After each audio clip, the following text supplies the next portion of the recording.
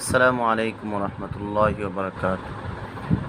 যৌতুকের টাকা দিয়ে অলিমা করা, বিবাহের পরে আমরা যেটাকে বৌবাত বলি, আসলে অলিমা সম্পর্কে ইনশাআল্লাহ বিস্তারিত ধারাবাহিকভাবে আলোচনা হবে। এখন যৌতুক সম্পর্কে আলোচনা করা হচ্ছে। তো যৌতুকের টাকা দিয়ে অলিমা করা, এই সম্পর্কে বিধান কি আলোচনা করব ইনশাআল্লাহ তাআলা।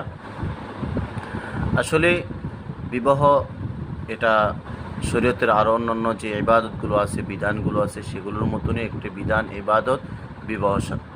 তো এই বিবাহের ক্ষেত্রে অন্যান্য শরীয়তের বিধানাবলীর ক্ষেত্রে যেরকমভাবে শরীয়তের অনেক দিক নির্দেশনা রয়েছে, নিয়ম কানুন রয়েছে, ঠিক বিবাহ যেহেতু একটা বৈধ এবং ইবাদতপূর্ণ কাজ, সেই বিবাহের মধ্যেও কিছু নিয়ম নীতি অবশ্যই লক্ষণীয় আছে।